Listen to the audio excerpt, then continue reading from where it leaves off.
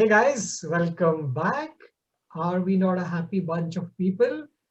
What an amazing feeling it is. End of the series. India has walloped England 3-1. We are into the finals of the WTC Championship and really exciting feeling. And if you guys remember, the Cricket Exchange called it out. We had said that this would be a 3-1 win for India. Of course, we had said that maybe the pink ball test is the one that England would fight back, but the story was completely different. In today's show, we are going to talk about the fourth test and all the good things that happened and some of the bad things which happened. And then we'll take a step back, talk about what this means for India from a WTC perspective, talk about the top order failures, which I think was a matter of concern. And also on the flip side, talk about some of the fantastic show by our lower order folks and the kind of fight back that we've seen. And if it's a talk about the series, how can we not talk about the pitch? So without much further ado, I would now pass it on to my dear friend Abhishek, the most passionate of us all when it comes to pitch and conditions. Abhishek, what do you have to say about the pitch finally and about the fourth test?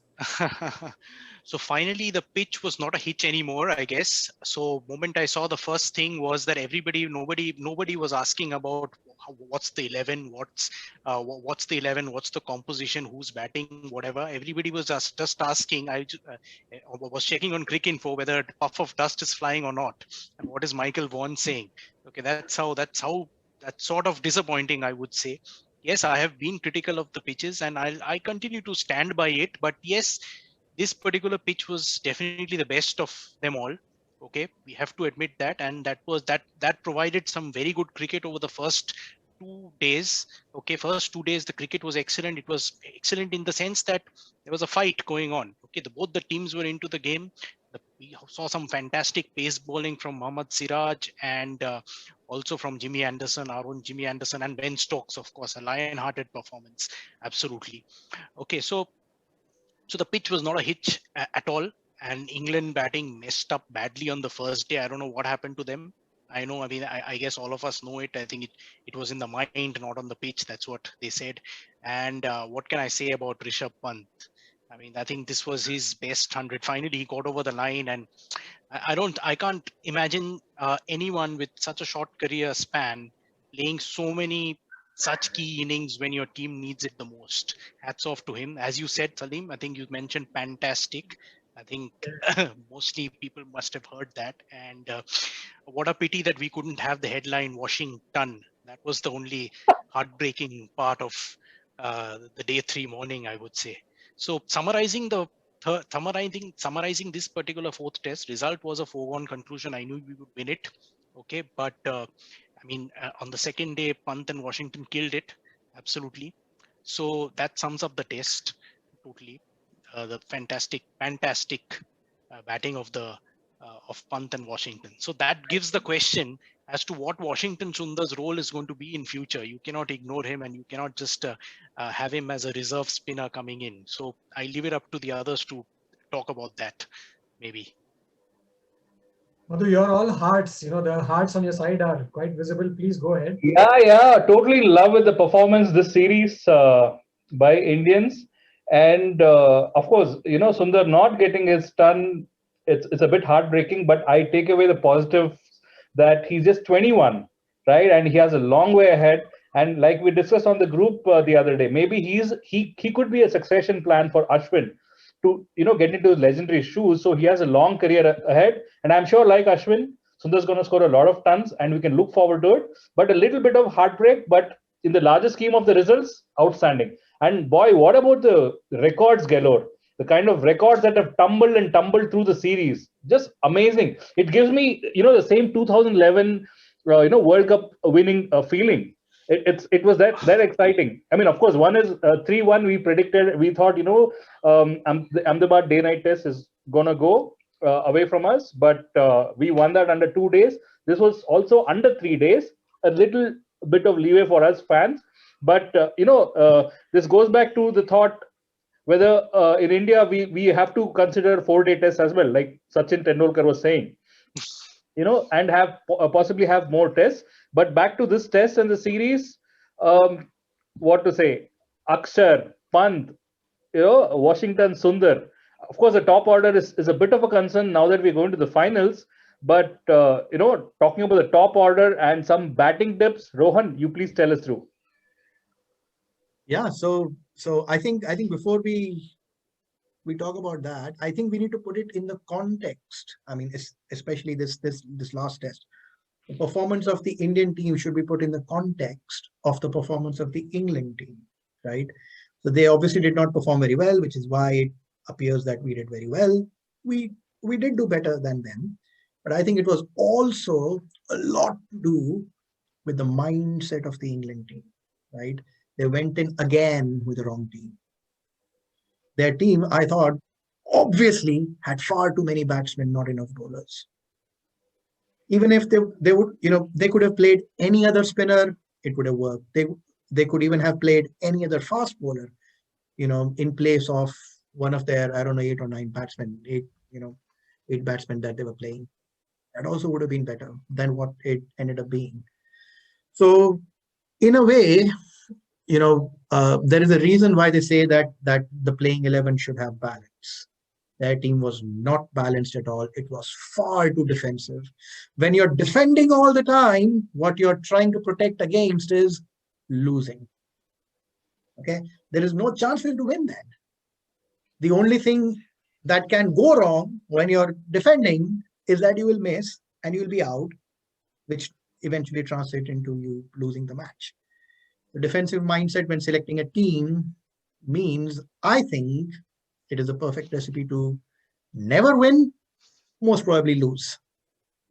But Rohan, what a stark, difference in the way England played Test 1 with the Root double century and, the spinners chipping in to, Test 2, 3, and 4, where they literally went downhill. Yeah, so I think again, I'd like to put that in perspective with how India played in those matches, right? So I think the way we also discussed after the first Test match, within the first Test match, India wasn't at its best. Virat Kohli has said this, and I think it is one of those rare times when I'm actually agreeing, not only on face value, but also the depth of what he meant by the body language of our players not quite being there. In the first Test match, we were not there. The intent really, was missing in that first Test match. The first couple of days, the pitch was very difficult to bowl on. England got lucky with the toss. Many reasons why they did what they did, but I think more than England's slump, it was the ascendancy from India, which I think really turned the tides. And I think by the time the fourth match arrived, I think England were already, bruised and battered and mentally defeated even before the match started.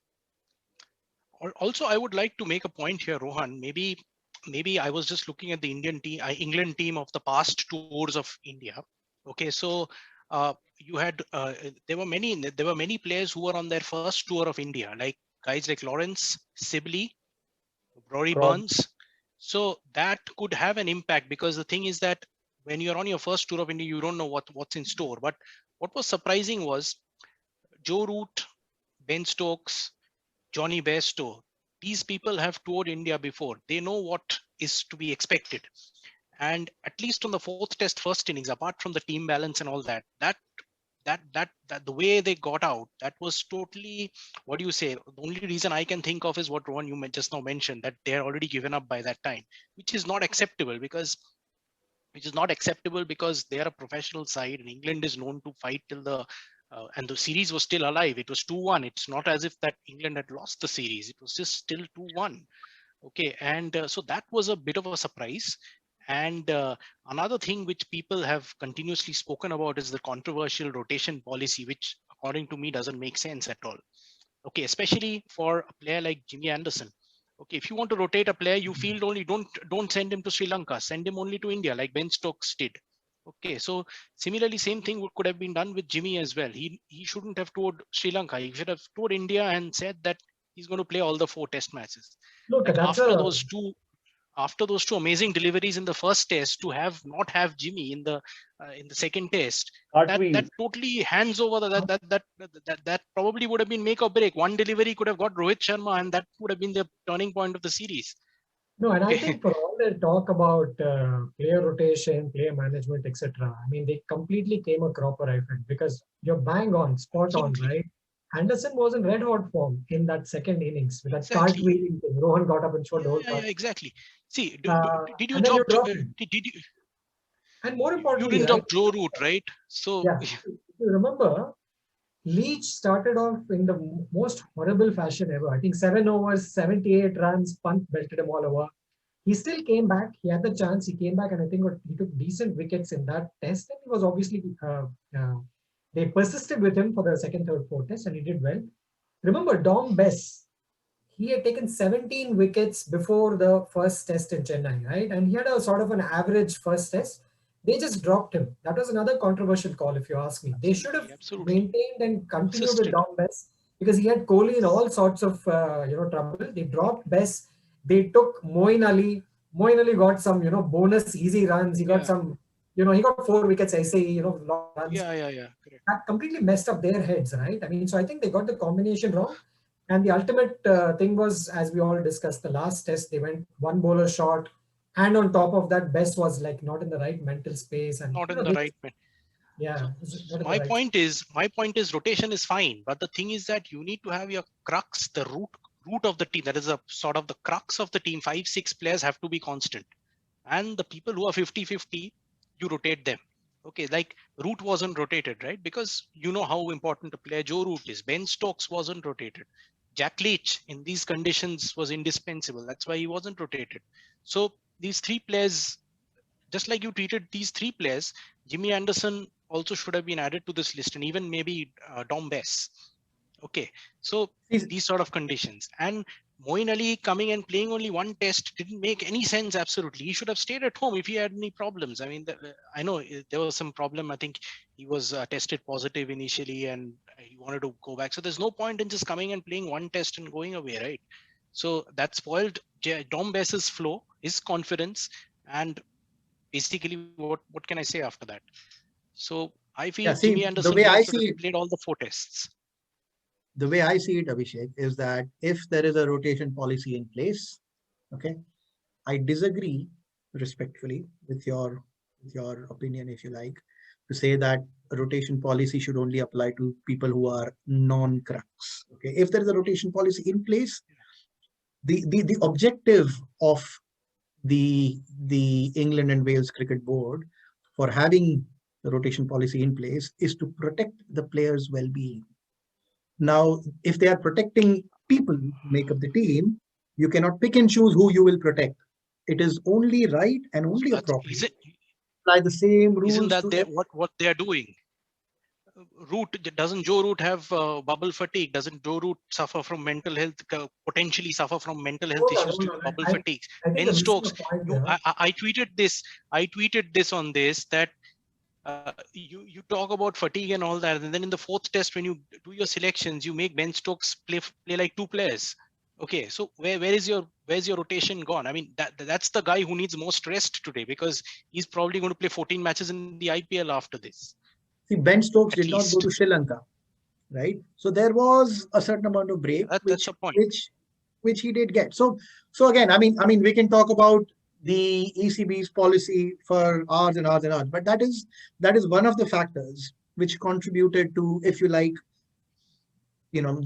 the okay, yeah. So let's move on with selection. That now. Yeah. I want to call out one thing, okay? And again, I'm like a typical Sharmaji's father, Sharmaji rather. So I made a note about our own performances, right? It's important for us, to not kind of lose the big picture, right? We all spoke about it. Our top order had one of the worst home series ever that I can recollect, right? I made notes here. I'll just quickly take you guys through this. And this is where also England lost the plot. If they had wanted, Ravi Shastri spoke about it, they could have pressed home the advantage. First test, 73 for 4. Second innings, 92 for 4, right? You can't have it, okay? Second test, we got lucky. We were at 86 for 3. Somehow, Rahane and that famous Rohit's 161 took us across. Second innings again of that same test which we won, we were 86 for 5, right? But then England 86 was for worse 4. than us. Yeah, Third 5. test again, you think that third test was great and all of that? What was it? 115 for 5. That was a really crazy test, right? So a lot of these things kind of got tided over. 115 for 5 in the third test, and fourth test 121 for 5. I mean, on one hand, we said that the tail is great and all that, but you cannot have a home test where your top 4, top 5 consistently end up getting 86 for 4, 100 for 5. You cannot have such a In scenario. that series, It's just our luck Not that only in England this home didn't series, it perform. was the previous series in Australia also was the same thing. I mean, it started from Adelaide itself. I mean, even in Melbourne, Sydney, every single test match, it has been like that with the top order. yeah, So in that sense, how valuable have been Washington Sundar and Rishabh Pant, especially because we did not really play Shardul Thakur after Yeah. No, the question I want to raise Dhaba is test. what do we have the future for Washington Sundar? So do we consider him as a batsman and make him the next in the Steven Smith, Ravi Shastri mold? Because I feel that the Madhu, you spoke about it, that he can be the next Ashwin, and because of his, so should we try to make him the next Ashwin, or should we try to make him the next Steven Smith? So I think that's the best person to decide. That will be Washi himself. But Or I'm Madhu. somewhat tilted towards his batting more than he'll be a brilliant batting all-rounder, I would say, who will put in some overs and hopefully he demonstrate that in the RCB stint, in the upcoming IPL, and then we'd love to see him as Smith in the IPL first, and then Test we'll think about later. We have like Salim said, the priority right now is the top order, especially our road to the finals now. Our road of preparation to the finals. The top order needs to be in the best shape. That's really the current chinks in our armory. So that's what, can Washi fit into the top order? 85 not out, 96, 62, all in tough conditions when the team was in trouble in last Absolutely. 4 matches. Okay, so Pure gold. one innings can be a fluke, 3 innings cannot be a fluke. He can Same be applies to Pant too. Same applies to Pant too. Pant is already there. Pant is on number 6. He's established, so there's no doubts about that. But I'm Washington, I feel, can be. I'm going to make a controversial call. If in the main team you want Washington to be a consistent presence, he has to, according to me, break into the 4 or 5 spot, right? I mean, Pant is number 6, and right now you've got Pujara, you've got Rahane taking up the spots. Again, guys, just to bring the attention, I was looking at the scores of the series. Virat, Ajinkya, Pujara. Okay, Virat, if you see his scores, 11, 72, 0, 62, 7, did not bat, 0. Basically, just twice he crossed 50. One of them was basically inconsequential, right? That 72 in that first test. Look at Ajinkya Rahane. He just had 1 innings in that second match in Chennai when he, along with Rohit, he did well, 67. Everything else is sub 30, right? And look at Pujara. Pujara also no great shakes. That first innings in Chennai, 300 odd that India made. Absolutely that's disastrous. Nothing else. 15, 21, 7, 17, did not bat, 0. So, if you want to link that to Washington, if you really want to say horses for courses, he should possibly take one of their slots.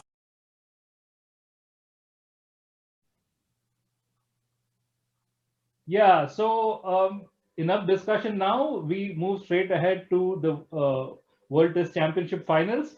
A bit of a dampener though. I was surprised to read in the paper, though not on Twitter, like good old days, pre-social media days, that Lords is no longer going to be the venue for the finals. That's such a downer. I mean, Lords has its own charm, all said and done. So here we go. We don't have Lords. Of course, this is due to COVID, and I'm sure England and Wales cricket board, in consultation with Rohan, will decide, what could be the best place. And of course, the other contention that we've always discussed was, we've rocked the Kookaburra and the SG ball in India, Kookaburra down under, and the SG ball in India. So is it going to be Dukes that we're going to use in the final? And would that give, the Kiwis the advantage? What can I say? Dukes versus Kookaburra. See, both the information what you are telling, I mean, it's a surprise to me because I read about the Southampton part, but I didn't know about I didn't know that it was confirmed. So coming to Dukes versus Kookaburra. So what I understand is every ICC event is played with the Kookaburra. Okay, so Rohan can confirm that, but I think there were rumors that they want Dukes is trying to get into the ICC fold. And the reason why they are not getting into the ICC fold is because I think ICC is not very confident of their white ball. So they're trying to improve the white ball so that they get a complete place in the ICC fold. But as of now, what I know is that I think Kookaburra balls are going to be used. Okay, that's the most likely scenario. And the second part is that the Southampton thing is a major development, because Southampton is, if it's a sunny day and if it gets hot there, I've lived in Hampshire, so I've got a bit of an idea of the place. So if Southampton, it gets very hot. Okay, in June, you never know. Heat waves come in UK whenever. You don't have to wait till July nowadays. In June, there can be a heat wave. If it's a heat wave, then remember Moeen Ali has picked up some 18 wickets in 2 tests against us. So that's going to be a spinner's heaven, so as to say. If there's any place in England which favors the spinners, it's the Ageas Bowl. Okay, but for that to And the happen, Oval. it has to be bright sunshine. So even if you see the India-Afghanistan World Cup match which happened, that because of the heat and extremes, Rohan, you were there in the stadium that day. Because of the extreme heat, it was a very low-scoring affair where the Afghanistan spinners totally slowed us down, and you know what happened at that particular game. So that can have an impact. And already Yeah, people are they saying, "Oh my God, India is pulling their strings to get the match to Ageas Bowl so that their spinners have an advantage," and all these things are going to come up. Yes, So nothing of that sort is going to happen, and if there's a cloud cover, okay, if there's a cloud cover, it's going to be all pace and swing. Okay, so Sure, sure. if it's a heat wave, then Ashwin and Jadeja is surely going to And lick their now, lips, so as to say. Yeah. Salim, So so do you think? that's what I can say. Sure, Salim. So, New Zealand had a heartbreak in Lords last time, right? So, do you think this helps New Zealand prep up better? They don't have the old jilted lover kind of mindset, and they're fresh and ready to go if it's non-Lords and Southampton. That now that Abhishek is also kind of referring to. No, look, see, WTC, because it's a one-off match. It's going to be. There's no way, frankly, to predict how it's going to be, right? It's a, like Rohan says, famous quote, "Conditions ka khel." So conditions is one, team composition is the second one, and I think Southampton. I mean, I don't remember when. I don't think New Zealand has any strong history or otherwise from Southampton.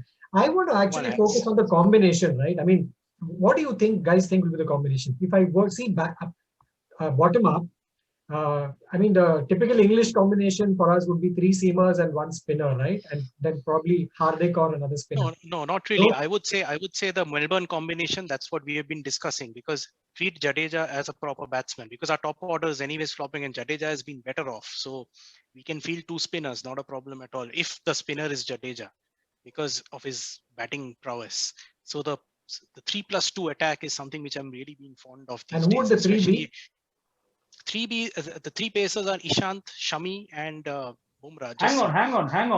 So that Guys, should be we discussed a couple of episodes back. India has the luxury of riches of talent now.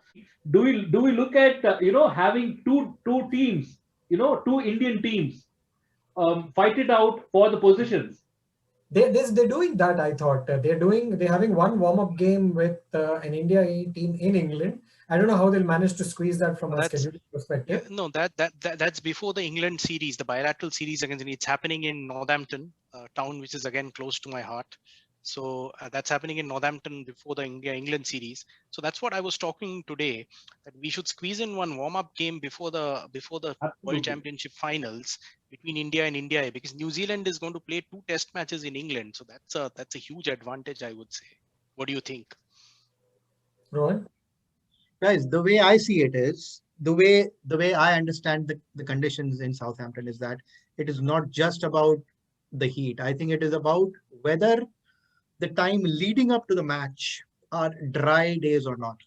If there is no rain in the days leading up to the match, maybe 5 or 6 days before the match, if there is no rain, okay, I would close my eyes and play 2 spinners, maybe even play Washington as a 3rd spinner.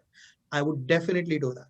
Okay, what matters is whether there is humidity and moisture or not. That is what will bind the surface. With regards to our seam attack, we have, the problem of plenty. It is a nice problem to have, but it is a problem that we have to solve, right? We have to try and see that we don't pick up a suboptimal, pace trio, if you like, right? Mohammad Shami picked up a hat trick in that match against Afghanistan, if you remember. That is what won us the match, rather than our batsmen scoring tons of runs, right? So it is a pitch that can spin. It is a pitch, I think, from an Indian point of view, we would easily have a better chance of winning at Southampton than we would have at Lords. It is not the home of cricket. There are positives and negatives. We obviously don't want any of our players to get COVID. There is an attached hotel with a very nice Ian Botham, beefy restaurant there. I'm sure they'll all enjoy that as well. So from a Southampton point of view, which is also known as Hampshire Bowl and also Aegeus Bowl and Rose Bowl, and depending on what time of the year it is, it just like. But basically, it is a very sporting pitch. Okay, I wouldn't be too afraid of Moeen Ali or a Moeen Ali like picking up loads of wickets again against India. That was a one-off. In that series, I don't really think our batsmen were playing Moeen Ali particularly well either. So it is also a lot down to the luck factor as well. So that's all I would say about Southampton. And yeah, let's just see. It is a little bit of a dampener that it's not happening at Lords, just because of what Lords has meant to all cricket lovers.